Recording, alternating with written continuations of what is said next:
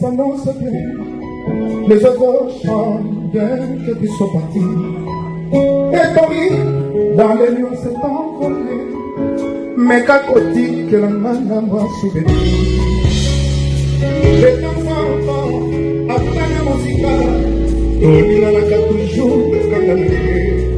Quand je les laissais se bloquer contre moi, je fais les sans pouvoir oublier. Comme les soleils sur un coup et la ciel, de moi la rue. Regarde-moi maintenant, regarde-moi maintenant.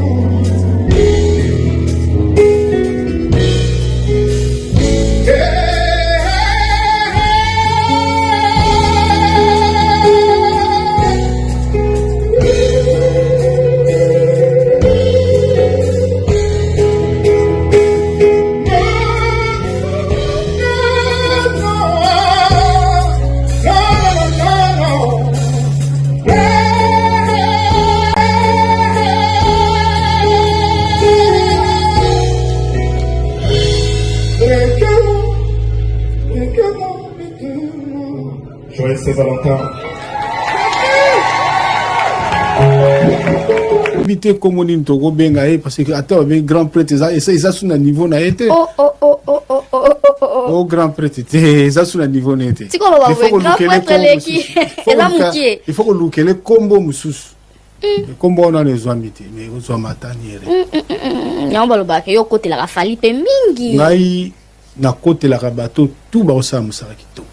Très bien. Ah bien, et là que sont mon en clair. Et là que sont mon en clair. Si ko na wanga na yango. Ah glodi. Wana komi mutema nini wana. Na ebite kolo na biso ningezali. Batu bakokana raté. Ba biziki batu bakokana raté, il faut ka moko aleka. Azala kalikolo. Il faut ka moko aleka. Oui oui. Batu bako kokanate. Il fait nzamba sala batu bako kokanate glodi. Batu bako kokanate ata la musique. Batu bako kokanate. Donc il faut ka moko aleka. Donc OK na ba autotune. Autotune normalement la koloba eza l'aime sous moni corriger ba note. D'accord. Hein? Dit en koloba par exemple Bakaya sefa mbota troe mais tanga na yembi bongo mais na komi penzate so toti me koko sala na place wana bakomi sango penza bakomi sango juste mais fali tango ya yembaka ayembaka penza normal bachako toti nte ayembaka penza normal. Les tibina chanteur parce que il y a le biba arranger rabino ba arranger vendre boyembe la parce que technologie de mo le bio avancé ça veut dire yemo pas ça les lango akoki ko sala lango teke ya fani na yango yembité ezali ka correction OK autotune les a en correction enfin on les a selonga tamso aux artistes tamso au pesa ba idée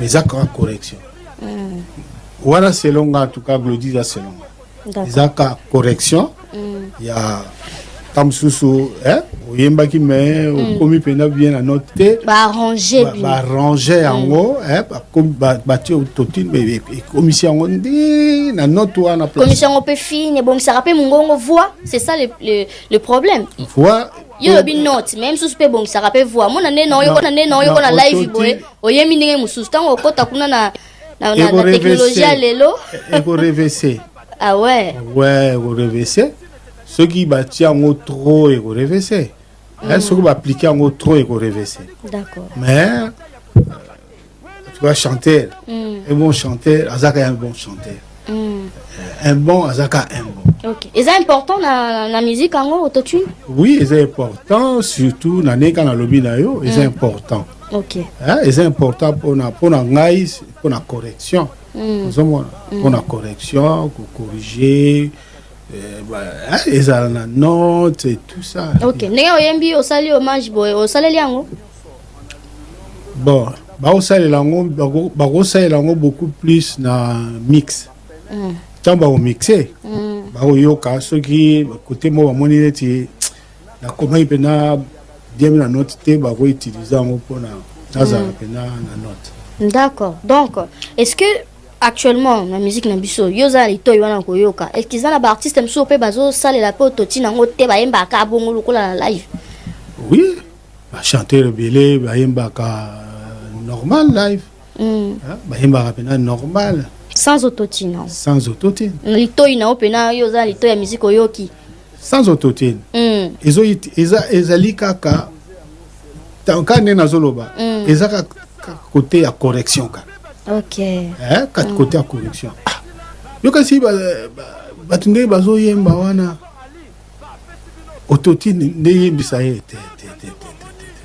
Jamais. Autotune est commis sujet ya ba émission na Congo. Nalingi mutu oyo azo poser question wana. Ayebisanga no accordeur ezani. Dit quartier bayebi chanteur nyoso doit yemba na matanga na libanda na concert. Jamais tu as yemba la mon avant no yemba la mon ba tchaka ba fait toujours na micro to yemba. Ben autotune ezali quoi il fait wana. Parce que tant comme en studio, oh bah tout faut bah toi il bango vers quoi bah vie maika, bah vie Suzy Kaseya. So il va chanter bah il yemba na studio. Mais bah ingénieur bah mixer bah voix. Bah tchaka voix bah fait bah treble bah nini. Bah effet zali, eza na ba effet ba effet spatial. Na ba effet temporal. Ba effet temporal eza comme ba écho, ba delay. Et ba effet spatial eza ba reverb. C'est que Royemba, la cathédrale, Toyembi la pièce à Mukeboye, Soyembi la pièce, tout ça c'est le travail de l'ingénieur. C'est accordé et c'est vaka, nanine. Ngata bando beta guitare, l'accordeur n'existait pas. Ok. Ce qui n'a pas accordé, on peut accorder guitare, manga. Na comme faible. Je pense pas. Non. Et ça outil à correction.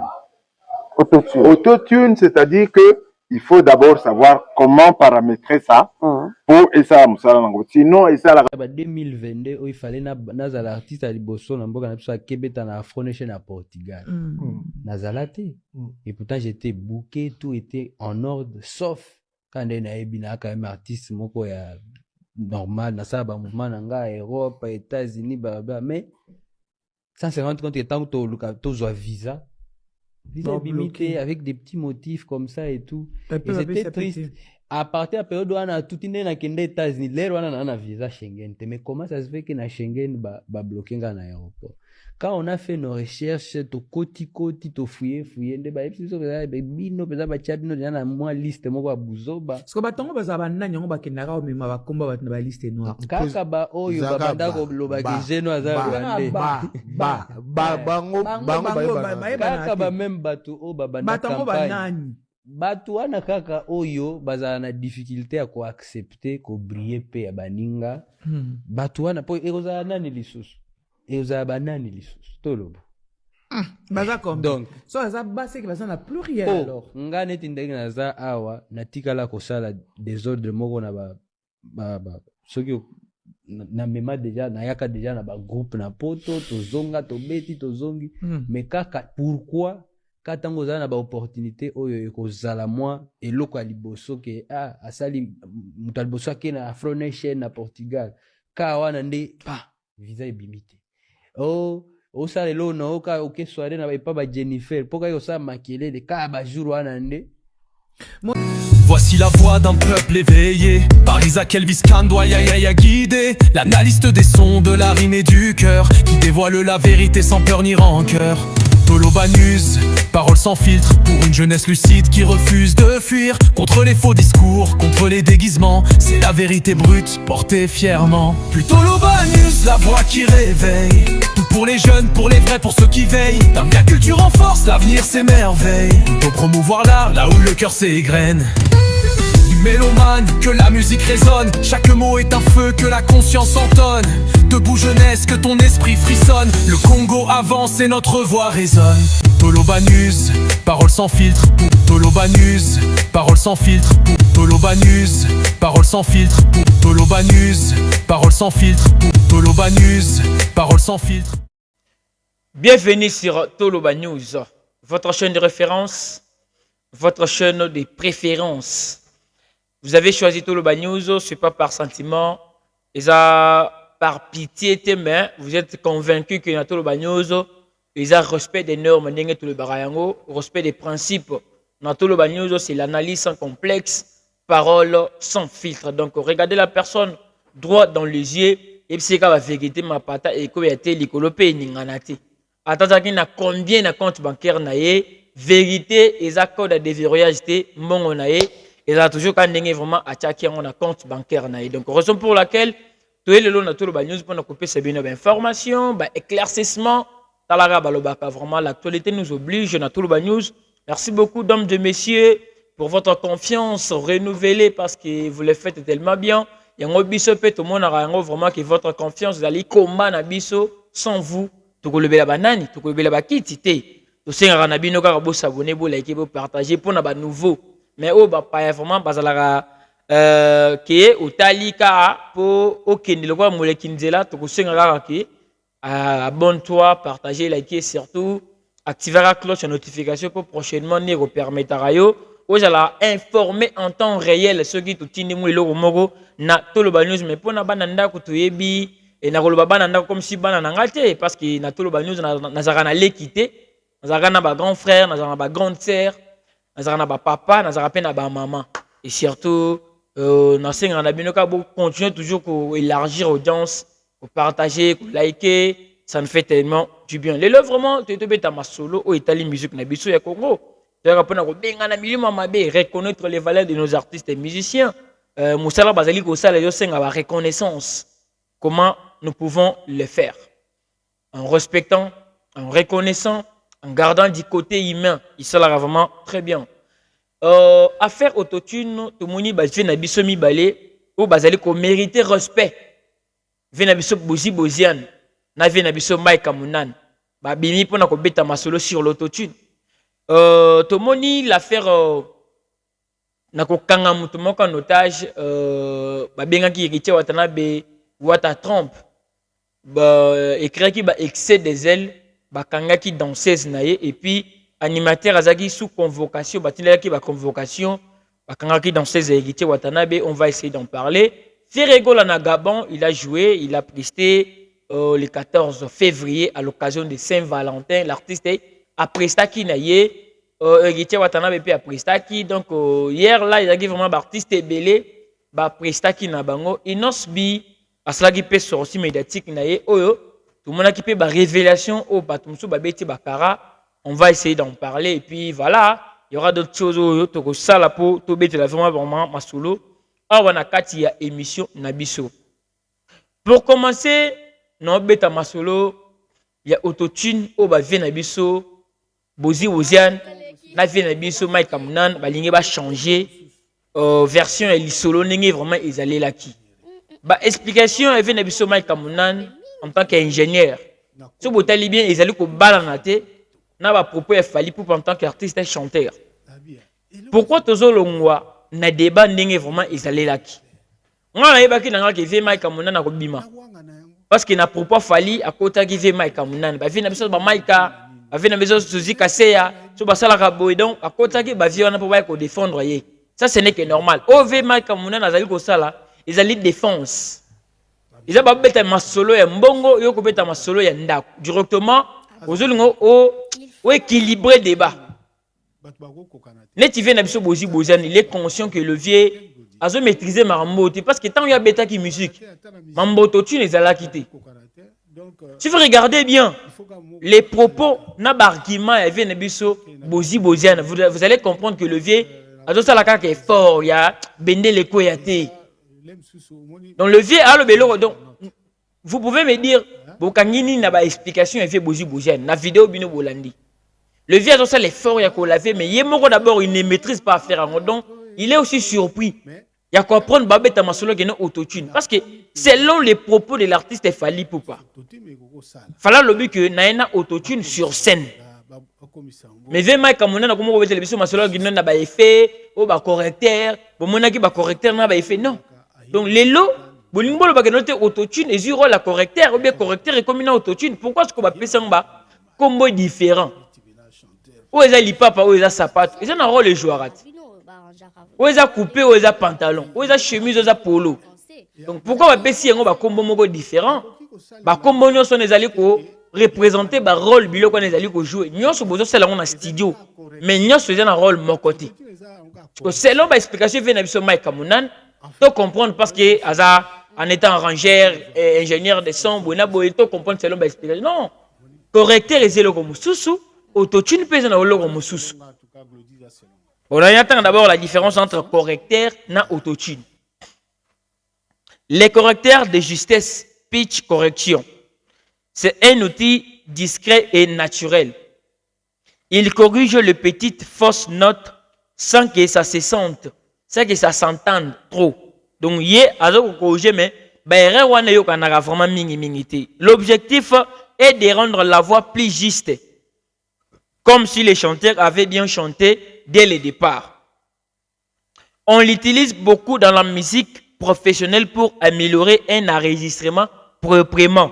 Résultat ezali une voix naturelle et réaliste. Donc résultat nango eza voix ezalaka naturelle, voix ezalaka réaliste. Donc là bazali ko arranger musala d'abord ya studio ndi yango wana. Place muto ayemi mabe et le bika pour na faux chanteur ti. Place muto ayemi mabe ba arranger ba tiango vraiment bien. Résultat nango eza pour voix ezala réaliste, voix ezala naturelle. On eza pour na correcteur. Toke pour na autotune. L'autotune, c'est un correcteur qui peut devenir un effet artistique. Un correcteur qui peut devenir un effet artistique. Créé par Antares Audio Technologie. Il corrige aussi la justesse, mais on peut régler la vitesse de correction très forte. Vous comprenez déjà la différence. Là, on peut régler la vitesse de correction très forte. Quand c'est réglé très rapidement, ça donne la fameuse voix robotisée ou métallique. Autotune peut être déjà voix moko robotisée. Quand il y a déjà une voix robotisée dans la mélodie, ils ont souvent nayoté. Donc robot a mis la place nayo. Voix moko artificielle. Mais quand on a correcteur balobi, voix kotika la réaliste, voix pe kotika la naturelle. Awa résultat zalini ni pona autotune, balobi awa voix kozala beaucoup plus métallique ou robotisée. Beaucoup d'artistes utilisent cet effet comme style musical. Par exemple, Tipen. Dina tangela ki binoa ki non. Tango Jay-Z a télémela ki autotune en Amérique, Jay-Z n'a zaki ciblé. A peine la définition, Jay-Z comme artiste au basaliko, utilisant le effet musical. Style et comme le style musical. N'engé pas fallu pour passer la autotune le style musical. Résultat, soit tu es naturel, etc., soit volontairement artificiel selon le réglage. Donc l'artiste devient artificiel selon le réglage. Donc différence simple. Correcteur corrige discrètement pour sonner naturel. Donc correcteur les appuie sonner naturellement. Ou on les appuie dans correcteur. Autotune corrige et peut créer un effet sonore stylé. Venabiso Mike Kamunan. Là vraiment, on a respect on a fait ça. En tant que yo Zambiaka, mais Ozaki n'a choisi pour défendre Fally Ipupa. Là vraiment, aux autres tourner les dos, aux autres tourner vérité les dos, aux autres la mopanzi moko et Fally Ipupa. Nous on est du côté de la vérité. Moi je ne suis pas neutre, moi je suis du côté de la vérité. Côté de la vérité, c'est que exiger biso dans l'attitude moko, il y a une sérénité dans la propos na biso. Vu que vient na biso Mike Kamunan nous a dédicacé na live à Fally Ipupa, nous a na choité fala ko bimo défendre Fally na ba effet. Ote botangela ngai correcteur les alines TV, correcteur zelo ko mususu et puis débat zaki na studio le débat était que na ena autotune sur scène. Donc mutazo betana autotune obino bo ça na studio parce que kuni zelo ko la cuisine interne donc bisika muto sali mabe zelo ko na ba répétition non studio tout le monde a ngolo ko na ba répétition.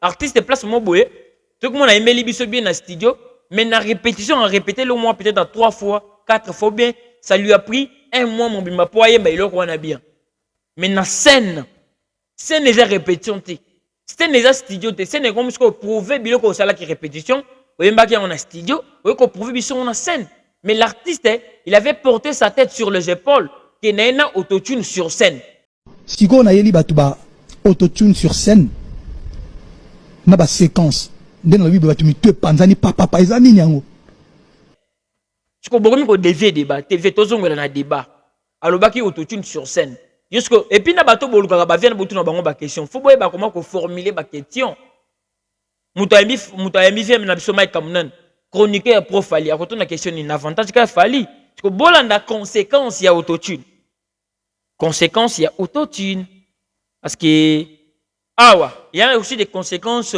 où il y a la négativité, où il y a la positivité. Conséquences positives des chansons plus justes et propres. La juste et propre. La juste et propre. Même un bon chanteur peut faire de petites erreurs. L'autotune corrige ça rapidement et rend la voix plus professionnelle. 2. Création d'un nouveau style musical. L'autotune est devenu un effet artistique à part entière.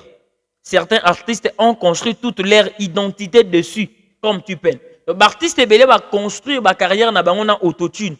Et le ba nango Jay-Z. J'espère que bato ba la contre ngati. Ça a ouvert de nouveaux sons dans le rap, les pop, l'afro et même certaines musiques africaines. N'enge pe fala ligni et font la voix na rumba congolaise. Gain de temps en studio. Avant, un chanteur devait refaire plusieurs reprises pour être parfait. Aujourd'hui, on peut corriger plus vite.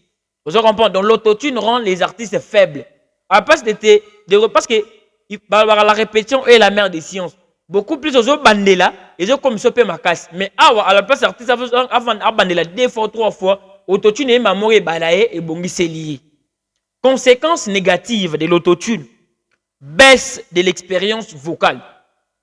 Baisse de l'expérience vocale. Ce botali fallait comme on baisse de l'expérience vocale naïe. Conséquence de l'autotune. Baisse de l'exigence vocale. Certains artistes comptent trop sur la technologie. Résultat, moins de travail vocal, difficulté à chanter juste en live sans effet. Uniformisation des voix. Beaucoup de chansons finissent par se rassembler. Pourquoi? Parce que l'autotune donne souvent la même texture vocale. Débat sur l'authenticité. Certains puristes disent que ça enlève l'émotion humaine. Par exemple, Jay-Z a critiqué cet usage excessif dans la chanson Doha. Déception en concert. Si un artiste utilise trop l'autotune en studio, le public peut être surpris en live parce que la vraie voix est différente. Résumé, bien utilisé améliore la voix et crée des styles modernes. Trop utilisé peut cracher les talents réels et rendre la musique artificielle. Vena biso Mike Kamunan na père na biso bozi boziana. Boza conscient que autotune basela ki yango bana ko beta ngo pe kara. Bo travail pe na ba leader rebelle. Bo travail na ba papa vena biso Madilu, vena biso Mike Kamunan. Yo travail na Madilu. Est-ce que Madilu système abana ko exiger que non bana ko yemba te na ko banela 3 fois te tchelanga autotune vie tout le monde du côté de la vérité boti ka biloko débat okutu déjà bozolenda pourquoi parce que bolingi bo créer fali moi place moroboy yemoko ayebi qu'il avait commis une erreur de venir défendre l'autotune en scène et kundi parce que bozo ça l'effort par tous les moyens boya ko défendre vie Mike Kamunan je ne pensais pas. Ok, na bato basala débat mingi autotune na comprendre te boye bisanga ko correcteur ezalinivé correcteur ezelo ko mususu big na crayon ezandenge morote tala kutu crayon zaka na gomme okomi mabe ba effacer mais big ezaka na ninte tala kutu big ba créer la yango encre correcteur j'aime comme non nazanga d'accord na ote on est sûr que la définition déjà de l'autotune est lo ba nyonso comment to komi ko longwa la définition de l'autotune. Donc, comment les à côté pour un peu embellir le débat. Ça n'a pas l'essence. Deuxième affaire, Bakangaki danseuse Christelle. Il y a la team Wata. Chomi Nangwei, batindilaki convocation pe abetamaki. Selon les critères de l'artiste héritier Watanabe na ba propos naï, l'artiste a setenaki, il avait pris le devant pour dire que soki kaka bazui mutu nobe ba mekina mutu nanga kaka moko na kokanga batouana en otage. Selon les propos et pesaki ba artiste naïe ba excès des ailes. Jusque dans 16 naïe a eu courage de finga mama ya mutu. Pourquoi? Parce que leader déjà alors baki que soki ba sumi mutu nanga moko ngana ko bimana tenir na kanga moto wana en otage. Yé à se permettre de à profiter na ba propos tenus par son artiste musicien son patron. Mingunge beti ya lo baki noté yaza orchestre présidentiel neto kaka orchestre présidentiel et ba patron bonaboye ngunge beti Christelle alalaki 3 jours na cachot. 4e journée qu'on a la na prison. Jusque là, tout le monde a dit comment héritier Donald Trump a commis trompette parce que trop parler sans exécuter ou bien sans respecter tes propos. Au moment la lâche, au moment la tourner au vide. Et dendara, il t'a makelele mais na kati nango ils allaient vraiment tic. Parce que ba propos on a des opé ça ba mission na bino ba excès des ailes. On va contenir du n'importe comment comme ba propos. Donc bino vous allez encourager ba artiste na ba danseuse na ba mission ou bino selon ba comportement na bino vis-à-vis de la réalité. Ce que là ce qu'on dit ba dozaki, de ba lubaka, nul n'est au-dessus de la loi. La loi est dure mais c'est la loi.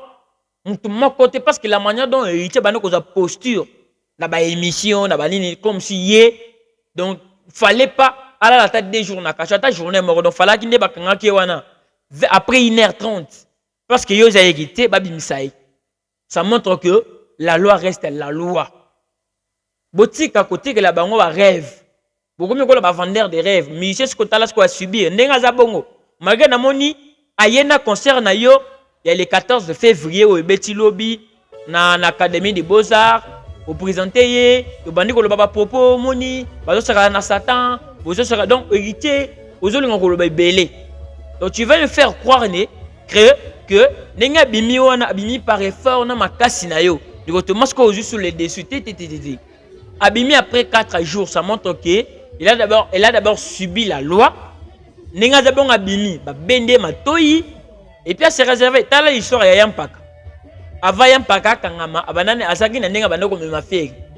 Après au kangama ya yampaka, tout le monde qui a changé l'attitude. Donc ah bon là c'est biso devant public, vraiment la note hérita bimi ça qui était. Il est d'abord à consommer d'abord loi. Peine naïe, tu veux retour bâti là qui attaqué, avec indiscipliné. Le reste, au bando maloba, au tessemona, rabina goga, bazo sakana Satan, et comment bien sous Satan. Et si tu piques à qui? Donc vous encouragez Bouzo, basala qui wana. Au bimisi et puis na kobima. Au matin, ce mouton qui est indiscipliné. Donc au moins que au fin on a un avantage à la team Wata.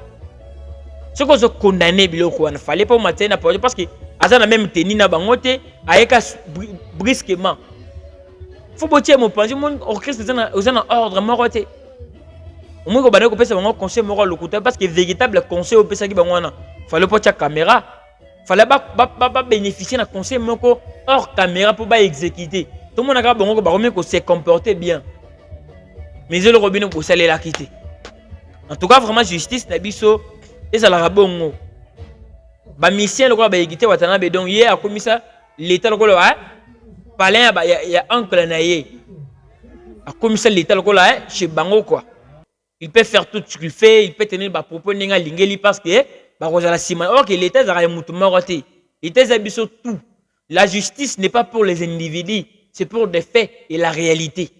Parce que la justice n'a biso comme un peu changer faire version. On doit finir maman moninga au loin na angle musique mais bah faut soutenir yango kaka. Ça n'a pas de sens donc vraiment moi j'ai tellement aimé ninga ba discipliner la dame ayeba que non or mi ko finga ba maman ba tu pas za maman ko botaper. Alors rappel na foyer na ye a ko représenter famille na ye ba popo bongo ezo gâcher na CV na histoire na ye en tant que femme. Donc éduquer une femme c'est éduquer toute une nation. Mais abino eza ko éduquer basi o bazana la team Wata ils appellent ko boma nation parce que bazan éducation malongati to monaki au pesaki katalaya suspension parce que au pekisi bango ke boki tate mais bango ba kitaki quand même na durba. Donc en tout cas vraiment c'est très important. Sortie médiatique, il y a Inosbi, malgré ça semble être inaperçu pour les autres, pour les uns, Bissopé, tout ça n'a pas parti au qui vraiment bah sortie médiatique où on a la propos il y a artiste Inosbi Molodoy Ider. Aujourd'hui vraiment il y a comme troisième artiste musicien. Je peux dire quatrième. Oyo azali ko déplorer azali ko déplorer comportement ya maison Schengen. Imagine tango toka ngo nangamba fere golo balobara fere lila kaka ye vraiment za local aza crédibilité ba il a rabiso argument ya crédibilité sur l'affaire ya ba visa. Tant que tu tour il y a Fabregas, il y a sous crédibilité, basa crédibilité. Tant que tu tour il y a Papa Chéri. Et comment qui peka crédibilité. Tout repère Inosbi, talaga a subi ça et le koyo, mais à l'obati. Il devrait être le premier artiste congolais. Quoi qu'il n'a qu'au bétana, au falaka qui n'a qu'au bétana festival, il y a Afro Nation à Portugal.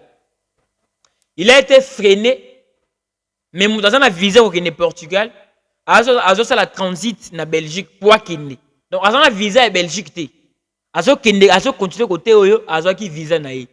Mais il a été freiné quand on l'a landeli avec notre awa na Congo na Kinshasa il y a des artistes au ba tikela qui ba doléance na maison Schengen pour ba freiner yé. Comportement est bosso bolandeli bien que la carte artiste ou aso elo na mutu premier donc premier artiste e ba ndeko nango bolanda biso premier musicien elo na mutu ye ndeza ye premier artiste musicien autant ovandika boto beti masolo ya ba visa artiste ya liboso aso elo na mutu ye ne so botali fali pupa le temps oyo faire abetaki na couleur café fallait que na ko beta na Free Nation. Allez-y comprendre. Dans le bien mais allez-y comprendre. Inosbi devrait être le premier artiste congolais qui ne peut dans la Free Nation. Mais hier, à Zalaka freiné, baboya kende. Pas un problème, à difficulté, à kenda pété. À kenda té. Maintenant, dans vos trahisons, vous autres trahir, bat membolo, parce que nous bino danger. Les gens le moto, vous pouvez trahir moto, pour la faible, mais yo le but n'a l'équipe. Donc, quand tu fais moto, vous êtes dans la guerre, vous continuez à terrain, dans la loge, au baby si, on va poison, on va koufi. Jusqu'au gagner, le but n'a gagné, yo gagné artificiellement, pas naturellement, parce que, au début, question n'a ticket naturellement fort. À Olekangai, dans les déconcentrés qui inosbi. Tout le monde qui va, oh, bakangi, oh, monio, tokangi, oh, tout le monde qui distraction, salama qui n'a aéroport, il y a Belgique. Juste pour freiner moi na batu akendete ba comportement bo artiste belé bo betango kara to dénoncer mambo batu ba betaka donc na monara na ba sujet artiste mususu basé ba comme ba complexé ne tu faire autotune vient biso bosi bosian oza conseil ko sel autotune te mais vient l'image en est complexé pour lini a c'est pesa monoro na moni to ko benga sou fali grand prêtre to lo kele kombo là moi je suis d'accord avec toi tout le monde a dit comment na ko pesa mutu na ye wazali ko admirer. Mais tout le bélas devant fait, devant réalité. Benga fali Mobutu, benga fali Mokonzi, benga fali tout le monde parce que ça dépend de toi. N'importe quoi benga faire là, je suis de Néons, Ligue des Champions, pas Kofi, le milieu de Kofi, pas ça faire bah combo tout. N'importe quoi vient abisso bosi bosian, ou quoi peut fali pour pas combo tout. Ça dépend de votre façon d'admirer. Mais devant la réalité, tu quoi tu as sentiment té. Ne tu as fait bah visa. Artiste belé bazali na difficulté makasi. Il y a une équipe na bango au grand complet. Pourquoi? Parce que batike la bango donc wasiko ça devient sérieux. Ce que j'ai na mutu moko yo lela kaka ndeto le bela ki fait. Yo za kam to lela belé. Et comme deuxième personne peut mutu ko lela belé. Troisième personne peut mutu ko lela peka belé. Quatrième personne ka bongo. Robino Mundibo cinquième personne. Disait la cause c'est sixième personne. Baza tellement belé. On dirait bosana bozana sentir na bino bosala po na raba bilongi Tant tout le monde a Jérémy Chaban, comédien. Un simple comédien où il a une carrière et puis ils allaient booster YouTube. Jérémy Chaban a sali carrière na ba nemona ba saïta.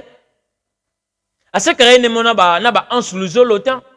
Mais il y a une crédibilité on a côté ning. Pour que voyager 10 personnes, 15 personnes, 8 personnes.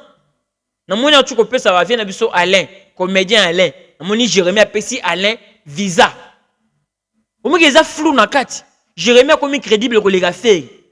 Jérémy a comme crédible que les gars fabriquent. Parce que votre façon de dire la crédibilité c'est basé sur quels critères? Pour nous donner la crédible.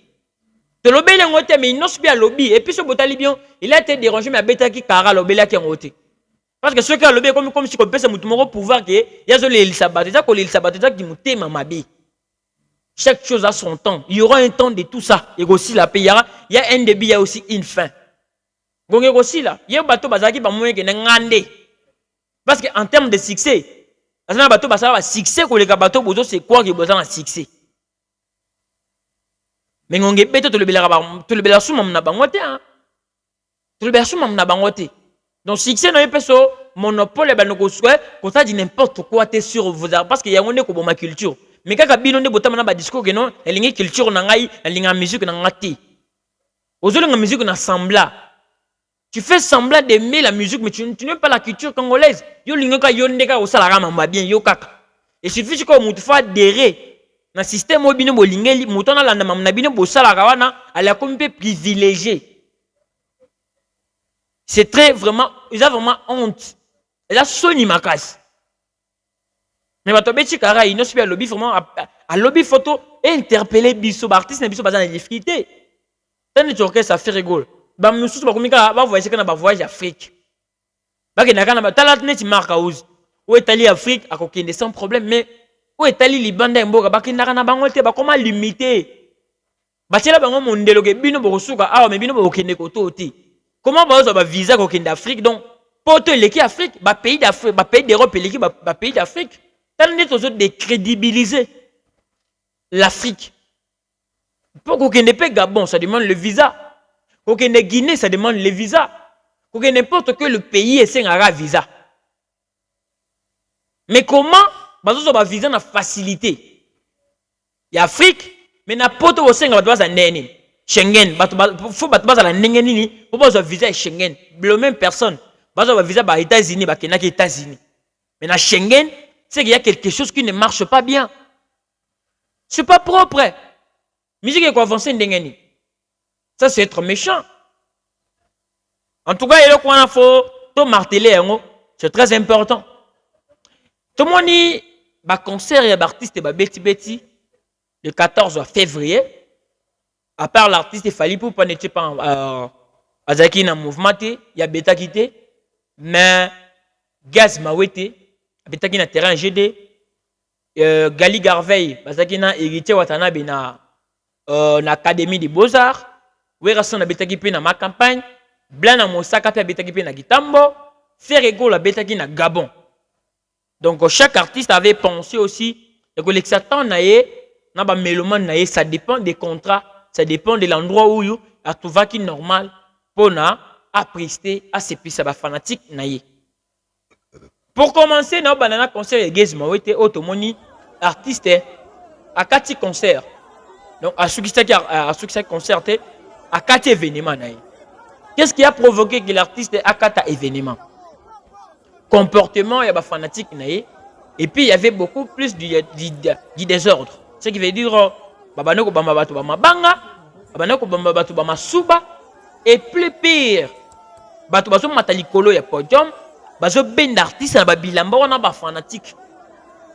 malgré l'amour d'aimer ton artiste, malgré l'amour d'admirer ton artiste préféré, mais pas jusqu'à ce point.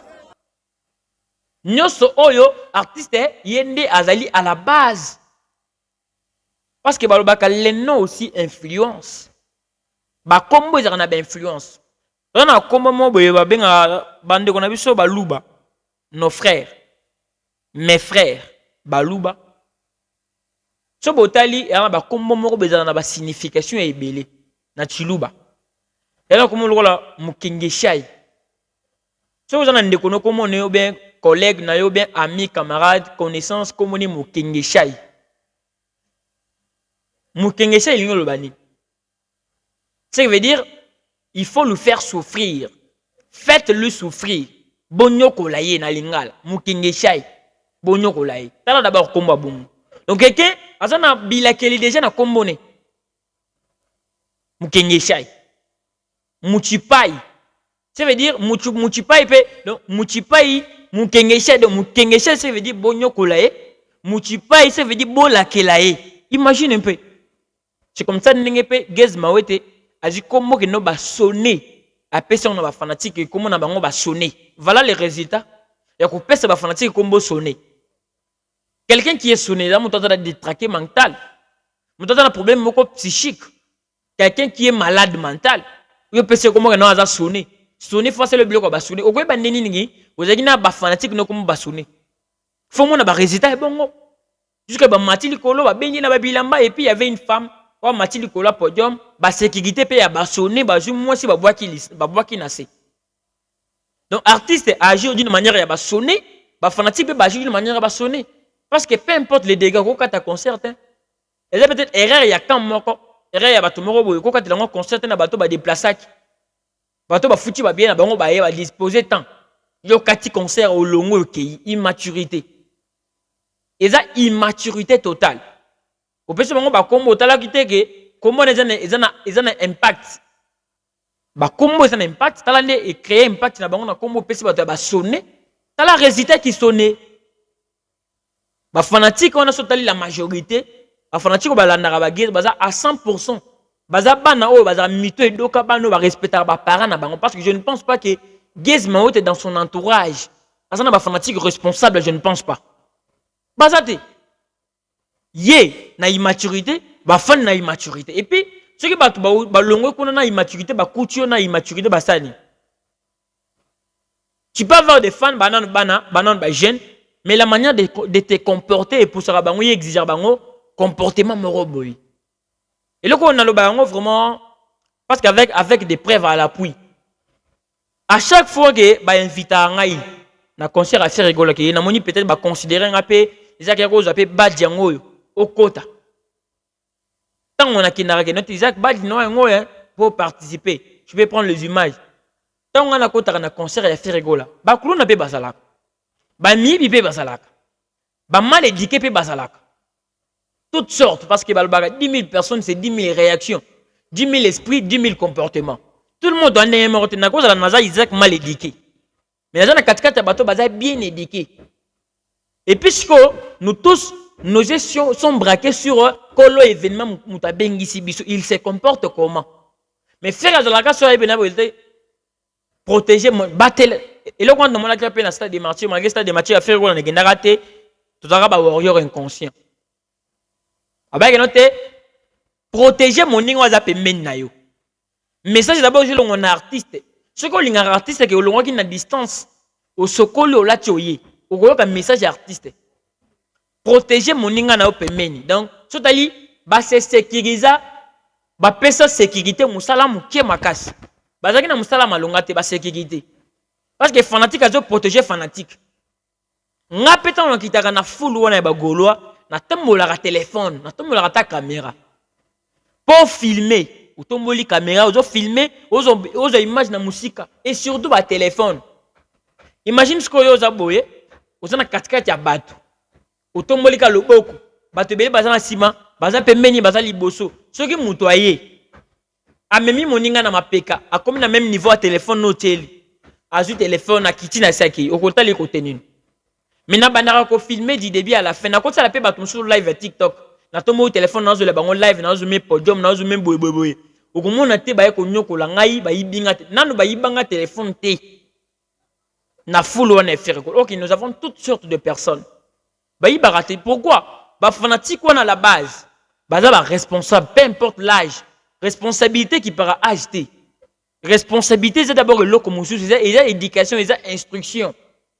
Bah, t'as d'abord attitude à leader na bango. Bah, on peut bah copier, on va nico exécuter. Ce qu'on fan d'abord, il y a Gaze. Gaze d'abord, il est immature dans sa manière de faire les choses.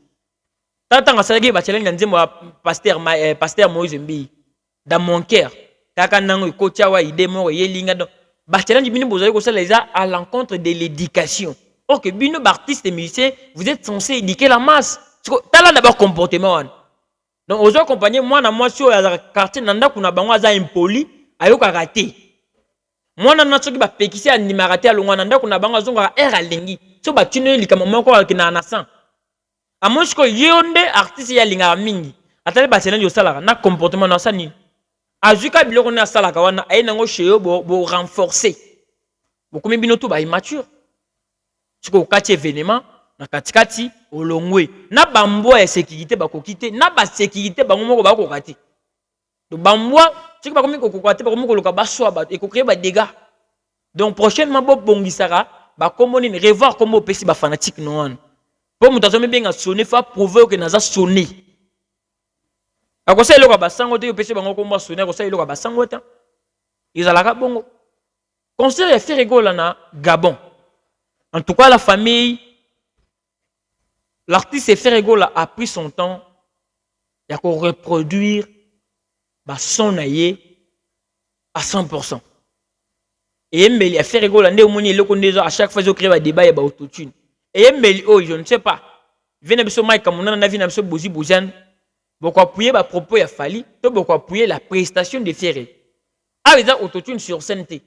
Mais ce potali ndenge Ferré bandi ko ma regarde-moi. Bourgendesko ko regarde-moi. Ya studio na regarde-moi oyo. Trouvez-moi la différence. Parce que ça n'a pas monté. Pour dire quoi? L'autotune là en termes ya mambotali Ferré gola na ba artiste mususu ceux qui ba autotune intervenant na ba studio na bango. Non seulement baza ba faux chanteur, non parce que bakoki koyemba te, mais ba autotune pour na ko harmoniser. Il y a des artistes qui utilisent l'autotune. Po, azana capacité na tangela ki bino na ibandeli. Azana capacité ta ko ya ko bandela 4 ou 5 fois, autotune ça lemba mort. Ce que les artistes voient na bango, ayembi ne dia biloko esili, ingénieur a combien na ba sentiment na ya comment ko bakisa ba biloko. Yoko la artiste peintre. Au PC dizaine de modèles face à l'autre dessin, il y a bani ko bakisa mayele na ye. Et le bika kate ke ndenge ingénieur bakisi na studio, ce bain na live artiste sera incapable d'être. Ce que ce botali, ndemo check les pétano faire à la studio na live sikoy. Ndemo amour ilisoire. Ndemo regarde moi, oh ils a maman na chance, ndemo moko très difficile. Tango mataka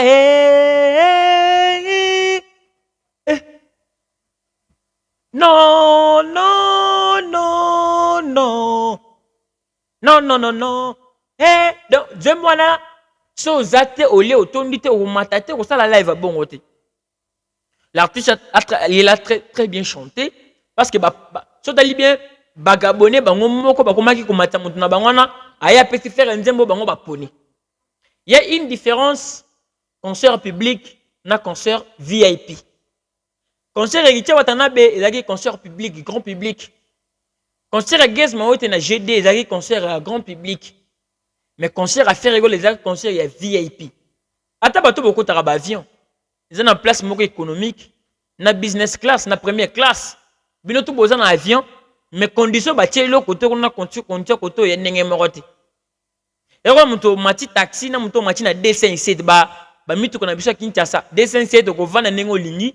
Bokote nzela boko bamba bino ba condition de moko banda na bam moko falaki 4 personnes bo vandi 6 parce que muto 207 akomi na posa ko tambon mais ba taxi wana so bokoki kaka 5 tout le monde na kiti na et puis kote kota 4 na sima 3 liboso pembe na chauffeur 4e donc taxi me maka 4 personnes peu importe le costo ya chauffeur magende ba koma ko déborder ba taxi eza ko mpanza tiango ko no moni Mupanza chauffeur ba ko vendre 2 na sima ko vendre 4 mais sotali peu importe ba déborder peu importe le costo au compter 7 personnes dans taxi de ils sera limité concert VIP ils sera concert moko limité ils sera là mariage parce que le nombre de personnes ba rekota donc monaki c'est là qui sold out ça veut dire table moko 300 000 na valeur à $500 tout monaki déjà sold out ba tu bayaki.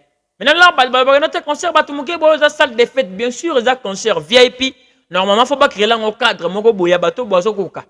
Concert VIP za ba bolate. Concert VIP ba ko tarate pour prouver bato pour kozonga ko le lampiaka. Concert VIP za pona bato ba koka. Tout le monde ata ba egitier wata ba beta ngo. Ocho beta pe na Lubumbashi $100. Nana kunyama ke ko fait na $100 pour ta musicien. Andi mate ba fali pe ba beta ngo. Ba fali pe ba beta pe ba concert à $500. Donc bato ba kwenda ba concert on baza catégorie ya bato ba mona rambongo. Kokende pona sentiment donc concert ba patron les ending mona concert a biso na futa ki 10 000 na ke ko 600 nzala kunati. Loyenge endenge moroti. Kuna muto déjà dépensé mon rebese veut dire ça muto ba panique. Patron za muto ya saka na ba loyenge mingi parce qu'il faut réfléchir sur sa vie. Donc musique na bango za musique yake et bercer bango et l'excella bango moi temps ba divertir. Ce botali bien l'artiste a bien chanté. A mis 100 kilos, a dédicacé les rois de la forêt, et puis tant que mon fils a imana. A sangi sengo ma mort nzembo ya Mario. Les loma kambo lobi makambo na baye e. Dio. Donc l'artiste, il était venu pour chanter. Donc pour nous garder réputation en tant que chanteur. Na monisco ba critique et bandi. Il y a un endroit où l'artiste bazali ko yebise que batuna ba ko lokotambongo parce que boye s'il n'est pas bien, il y a que bagna tambongo. Donc normalement, bako y a tambongo te. Mais il y a trop de billets, hein, il y a trop de billets là, on est en train de piétiner, c'est pas bien, vraiment donc. Réaction à faire égaux là, elle dit tu sais que nous sommes en direct, ça filme. Ça filme. Français ouais, le bamaté. Tu peux regarder du côté cinématographique. Ça tourne. Ça bouge, ça parle, ça c'est pas. Ils sont français. Ce qu'on va faire le bec, non, ça filme. On est en direct, ça filme. Pour nous, c'est pas un français, non. Mais tout le monde a un comédien, un cinéaste, un acteur, 3, 1, 2, 0, action. Ça veut dire ça tourne. Machine, ça tourne. Ils sont français. À part, on a des billets, tout là qui, les billets dont on parle. Les billets dont il est question, ils ont billets, il y a billets, il y a cocotte saleté, ils ont billets, il y a mbongo. Quand un bateau bolobie qui fait un billet français, les billets ne peuvent pas que nos billets, ils ont billets ninité. Place où on a des Congolais bakangi, qui noté, faire là, à la vie français, ma bé, au Congolais, Congo, ils ont humilié. Donc l'artiste qui a vendu du côté chant, à tel que Congo va y marquer. Congo va reproduire la biloko bosepe. Sauf dans Libye, comment qu'on s'est fait ba titre selon bango. L'artiste était même fatigué. Moutabani concert à 23h, 22h, 2h. Si na 2h du matin. Na 2h na faire à pémité, faire à jouer macaque. Ba longo côté ko yemba yemoko, ba côté na ba seben. Ba yemi côté ba seben, dia ko tshiko donc bazo sengeka banzembo. So botali faire yemoko muto akati. Pour na bango ba ki pour ba faire akatati. Donc ba ki na sentiment que ba kende jusqu'à l'aube. Si vous avez concert, concert Malili Boye, concert vraiment Zabatu Boye, et ça n'a pas choté. Mais comment balonga quitter? Pourquoi balala quitter? Parce que continuer concert à faire rigolo la bande ti na ba iner. Faire iner ko ba au revoir tant on a moni danseuse na kiti avec ko bine la bato ba vana na ba kiti nde faire yema ba ko ba au revoir. Donc yemo ko ne muto akati parce que ba senga ki bande mo mingi. Mais les côtés que je n'ai trouvé que moi flou que les musiciens y a fait rigolo bozana ba négligence. Bozana ba négligence, boza concentré te Ferrari travail, Ferrari salam sala. Ferrari comme na ba négligence ma qui trop sûr. Bozana ta fait robino beaucoup ti. Pourquoi faire ataka sentiment na boulot? On commence à ba foko, on ko sala vraiment bien. Botala ce que bo c'est bino bo football c'est motiver à faire. Côté au Prince d'Angola aux animateurs, aux ascenseurs à la concentrer, Prince d'Angola ils font la live. Au bangola ça bat donc, aux tambola, bah chanteur na ba danseuse, mais à un moment donné, comme quand tambola le podium, vous avez ça désordre. Vous allez ko tâcher prestation à faire wana. Vous tâcher ngo. Vous tâcher ngo parce que bino faut bosser comme bino tam besoin na moto zo imba makasi, bino faut boyemba d'abord danger makasi. Besoin na dojo na bino ba judoka, mettre na bino za makasi, maka bunda makasi. Mais bon, tu te le fais, il y a mingi, il y a belé. Beaucoup de télé, na ba imani. Non. Neti nani Shawal. faire azongiseli vocal bayemba cœur yo yemba moko okosala vocal donc écoute bamasa no bazozongisa cœur basala vocal chorale yo ekosala vocal directement balani esali mwa bien te biloko bongo bo tenir yango hier vraiment makasi na ba prochaine prestation na bino po ezopesa bato mosusu bamaloba babanda kocritiquer la grande partie l'artiste a bien chanté en accompagnement et bino parce que bino vous avez qu'on attend tindiki vous répondre basengi faire ba seconde chance basengi faire gola ba vita imana basengi faire gola ba kidiki ba kiti libaya donc l'artiste a chanté Dzemboto basenga qui il a reproduit ça comme nous la connaissons cette chanson en plein studio. À part ça, bah critique à la con, il y a ben des gens congolais ils ont bangoté, mais ce qui est sûr, concert on a vraiment reçu en termes d'abord il y a rentabilité. Et quand Timbongo parce que batunion so basomba qui babillé. Ils sold out. Bangomo connaît mutu banonsa qui ils n'a pas déjà fait été. Bangomo ba combien qui déjà sold out. Ils étaient convaincus que bien déjà sont mamaki et silaki. Le reste ça n'engage pas l'artiste. Tu dis que tu habites tous à côté tu vois le cas artiste côté plein côté prestation. Il y avait deux personnes et l'artiste avait presté. Le reste, peut-être, on peut avoir la chance. Peut-être nous aurons la chance de éviter. Parce que Nicolas Ferrego, la première chose, l'effort, il y a une intégralité. Ce qui a une faveur, il y a une intégralité. Il y a Gabon, ça va encore nous faire du bien. Mais c'est que sur félicitations à l'artiste Ferrego, là, Bandeko, il y a Fred ici, les Gaulois, mois prochain, bon, à la prière, pour déjà billetterie, il y a des fonds maki, bon, ça m'a pu billet. Bande qu'on a biso, il y a Belgique et il y a France. À quoi rien après Afrique du Sud. Donc restez présent, achetez les billets. Ça va faire tellement du bien. Donc j'espère que Bagolo et Gabon, ce qui concerne mon grand public, Ferrego là vraiment battu bande aux États. Là on a parlé des sports ici donc franchement l'artiste dépensé au bête là bango concerne mon grand public. Hein, et ça la peine moi chose là au top et ça vraiment très bien. Oh vraiment ça qui patron agent na temps inter obina makasi mobola nda bina makasi pona ko ambiance na fête patron vraiment ya sima balar na azo raisonner ba dépenses ça qui na temps a se défile na concert moko VIP ou dépenses là qui ba mbongo ebele et qui était watana be na académie des beaux-arts l'artiste aussi était au top il a bien presté vu que c'était un concert grand public tout le monde ba na beaux-arts ba ko PC cadeau ba sele monument et mutu na kaka ça fait tellement du bien. Kaka Gali Garvey tozo kukumiso trop mais Gali Garvey comme ko sakanande na koemba mais Giche Watanabe ils ont reproduit bien musique na bango so botali ba reproduire vraiment très bien son ils bien lumière ils bien donc ils ont bien chanté erreur nega zaka ko mata Christelle na podium mutu ba utu ko kanga utu bima yo matika po o la kisaki wata ne place au bêta qu'il faut mais le reste l'artiste est vraiment rien à dire l'artiste a vraiment tellement bien chanté et Giche Watanabe il a bien chanté. Bah, il me dit mon abonnement, il y a où t'es caché, bébé?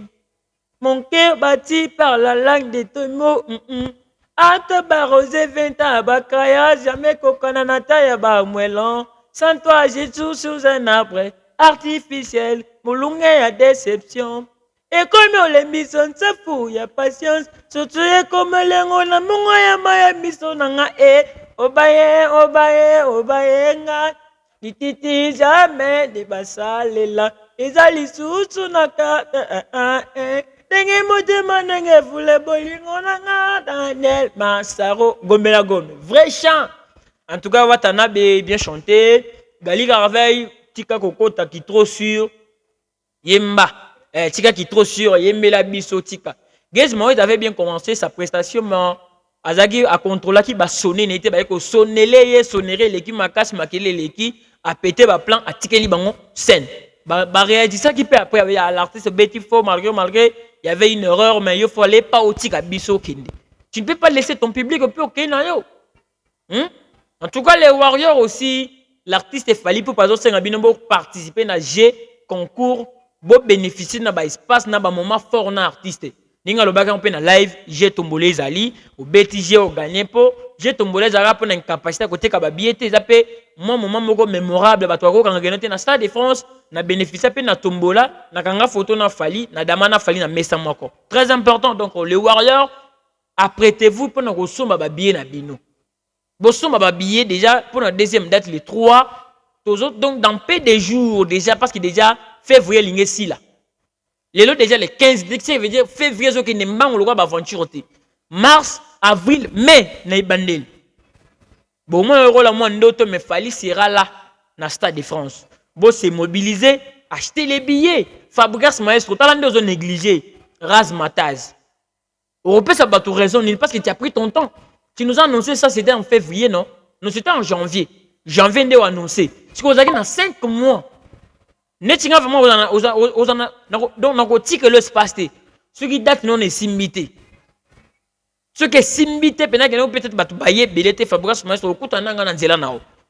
Donc, bon, continuer à mobiliser, ça là, la publicité, ça là, la promotion pour. Et là, qu'on a un Simba, ça te fera du bien.